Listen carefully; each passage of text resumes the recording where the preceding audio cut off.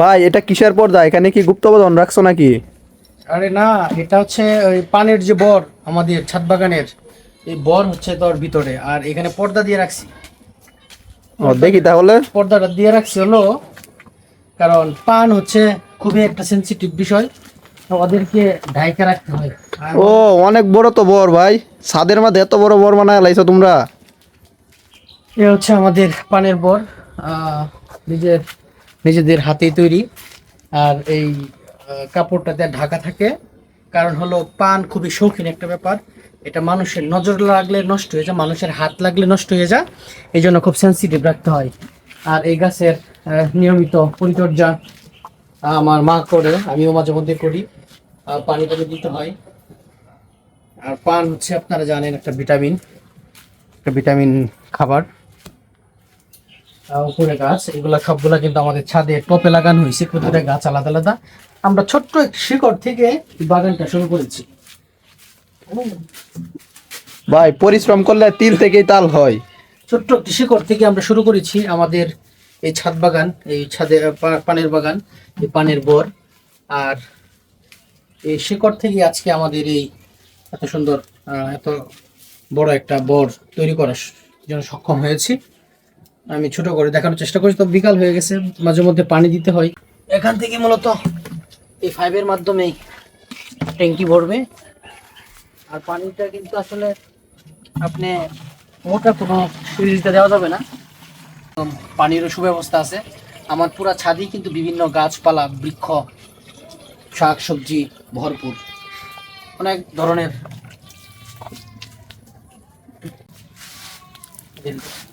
পানি পড়তেছে,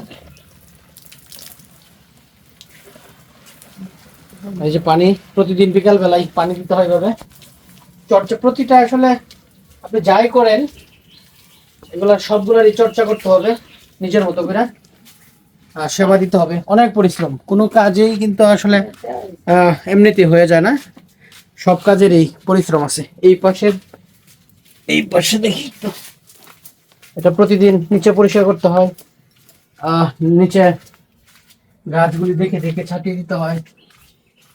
এদিকে ভিতরে পান তো ভাই মাশাআল্লাহ দিলে ভালোই বড় হইছে। আলহামদুলিল্লাহ, দেখছি আমার মার পরিশ্রম সার্থকতা আছে না।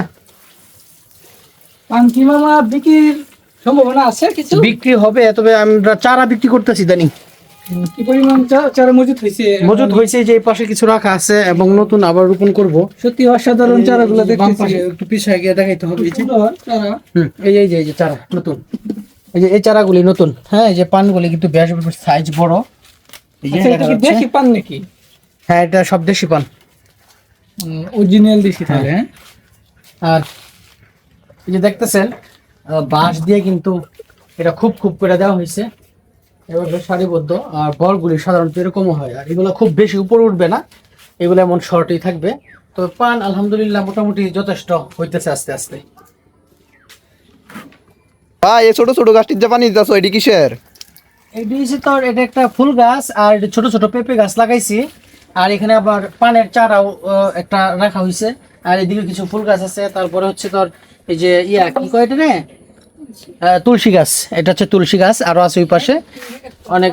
আর কোনটা এটা? ভাই এই যে এই গড়টা, এখানে আর ভাই কিছু লাগানো হয়েছে। ভাই ভাই একটা জিনিস আমি বুঝলাম না ভাই, এই যে এই ছাদের মাঝে তোমার এই যে এই গড়টা, এই যে এটা কিসের জন্য? ঘরটা তো দেখা যাইতেছে পুরোপুরি ক্লিয়ার। হ্যাঁ, হ্যাঁ। এটা হচ্ছে আমার ছাদে যে পরিচর্যা করা হয়, যে এই আমার যে পানের বড় আছে, এরপর আর শাকসবজি যেগুলো রোপণ করছি, এটার আসবাবপত্র বা জিনিসপত্র যা আছে সব আমরা স্টক করে এই ঘরে রাখি। ও। আর এখানে আমরা রেস্ট করি আর কি। আর এই যে এই পাশে গেন্দা ফুল আছে, কিছু ফুলও আছে ছাদে, কারণ সামনে শীতকাল আসতেছে। এই যে গাছটা মরে যেতেছে পানির অভাবে, পানি দেওয়া ভাই তোমার সাথে এলোভেরা গাছ নাই? আছে আছে, এই যে ও ভাই আমার কিন্তু এলোভেরা পাতা লাগবো। দিয়ামনে সমস্যা নাই, আছে অনেক ছিল, এখন তো অনেক কমে গেছে। এই যে তুলসী গাছ কত বড়, পানি শেষ হয়ে গেছে তারা। ভাই এটা কি ড্রাগন ফল নাকি ভাই? হ্যাঁ, এটা ড্রাগন। আমি তো ড্রাগন একটা ছোট্ট একটা শিকড় এনে লাগাইছিলাম, এখন আল্লাহ দিলে মাশাআল্লাহ মোটামুটি ভালো বড় হয়ে উঠছে। আমি ভাবছিলাম ক্যাকটাস নাকি ওরে। না না, ক্যাকটাস না, ড্রামের পানি শেষ। আর একটু বলে নি, আসলে কোনো কাজেই ছোট নয়। কৃষি যদি আপনি করতে পারেন মন মতো, তাহলে কৃষির মধ্যে যে একটা শান্তি আছে, এটা আপনি আসলে যখন ফসলটা পাবেন তখন কিন্তু এটার আপনার আনন্দটা পরে বোঝা যায়। এই গাছটা তুলতে আবার দেওয়া যাবে এভাবে, ধরুন একটু একটা ইয়াস তো, এই যে ক্যাকটাস গাছটা তো ক্যাকটাস না তো, ড্রাগন ভাই, ড্রাগন। না, ইয়া হয় ড্রাগন, এটা ড্রাগন। আর এই যে ইয়া খেজুর গাছ, বিদেশি খেজুর চস। মরিচ গাছ তোমার চাইতে দেখা যায় উঁচা উঁচা। গাছগুলো অনেক বড় হয়েছে, এগুলো হচ্ছে তো জামমরিচ, কালো হয় জামমরিচ গুলা। আসলেও তো অনেক কালো কুচকুচা জামের মতো ফ্লেভার কিন্তু চস, অনেক মরিচ হয়, অনেক অনেক একটা গাছ। ভাই। এটা জাল কিরকম? ঝাল মোটামুটি ভালো, তো ফ্লেভারটা খুবই সুস্বাদু, মানে খুবই ভালো লাগে চস। ও, তারপরে যে আজোয়া খেজুর, এই যে দুবাই থেকে আনা হয়েছিল। কোনটা কোনটা? এই যে দুইটা আজোয়া খেজুর। আজোয়া খেজুর হ্যাঁ, গাছ? হ্যাঁ এগুলা। আর এই যে তুলসী, তুলসী তো অনেক উপকার, মানে উপকারী গাছ আমাদের ছাদে অনেকগুলো আছে, রাখা আছে। আপনারাও চাইলে এইভাবে ছাদ বাগান করতে পারেন ভাই এই যে এই গাছটা কি? এই গাছটা তবে এগুলার সবকিছুর মেন হলো আমার মা। আমার ভাই মা অনেক এই যে পরিশ্রম করে। এই গাছটা যে দেখতেছি, এই গাছটা কি? এটা হচ্ছে আদা। ও, এটা হচ্ছে আদা। আদা তোমার গাছ। বাগানে দেওয়া যায় প্রায় তোমার সবকিছু পাওয়া মানে যায়। আমার বাগানটা ছোট হতে পারে কিন্তু সবকিছু কম বেশি আছে। মানে পুরাই যে উপরে যে সবজি এখন বর্তমানে যে উপরে লাউ হইতেছে, চিচিঙ্গা হইতেছে, ঝিঙ্গা, ধুন্দল, তারপরে শিম হইতেছে, এই পাশে পানের বোর্ড আছে, তারপর মরিচ গাছ আছে। ও এই পাশে একটা আঙ্গুর ফল গাছ আছে, এই যে আঙ্গুর আর কয়েকদিন পরে ধরবে আশা করি। এই যে ঠিক আছে, আর কয়েকদিন পরে আঙ্গুর ধরবে। আজকের মতো বিদায় নিচ্ছি। আমার পানের বোর্ডের পরিচর্যা শেষ, পানি দেওয়া শেষ।